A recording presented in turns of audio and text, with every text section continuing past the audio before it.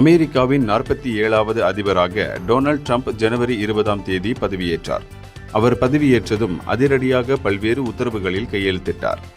அமெரிக்காவில் வெளிநாட்டினர் பணிபுரிய வழங்கப்படும் H-1B விசாவை நிறுத்த விரும்பவில்லை என்று ட்ரம்ப் தெரிவித்துள்ளார். அவர் வெள்ளை மாளிகையில் நிருபர்களுக்கு பேட்டி அளித்த போது H-1B விசா தொடர்பாக நடக்கும் விவாதம் குறித்து கேள்வி எழுப்பப்பட்டது. அதற்கு பதிலளித்த ட்ரம்ப், H-1B விசா தொடர்பான விவாதத்தின் இரு பக்கங்களையும் நான் விரும்புகின்றேன். ஆனால் நம் நாட்டிற்குள் வரும் மிகவும் திறமையான மக்களையும் நான் விரும்புகின்றேன். இதனால் H-1B விசாவை நிறுத்த விரும்பவில்லை. நான் இன்ஜினியர்களை பற்றி மட்டும் பேசவில்லை, அனைத்து மட்டங்களில் உள்ளவர்களை பற்றியும் பேசுகிறேன். திறமையான மக்கள் நம் நாட்டிற்குள் வர வேண்டும் என்று நாங்கள் விரும்புகிறோம். மேலும் H-1B திட்டத்தை நான் நன்கு அறிவேன். நான் இந்த திட்டத்தை பயன்படுத்துவேன் என்றார். சட்டவிரோத குடியேற்றத்தை தடுக்க வேண்டும்.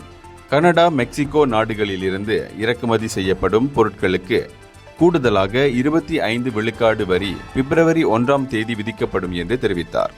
இந்த நிலையில் சீனாவில் தயாரிக்கப்பட்ட பொருட்களின் இறக்குமதிக்கு கூடுதலாக 10 விழுக்காடு வரி விதிக்க பரிசீலித்து வருவதாக ட்ரம்ப் தெரிவித்துள்ளார். இந்தியர்களின் இதய குரல் மக்களோசை.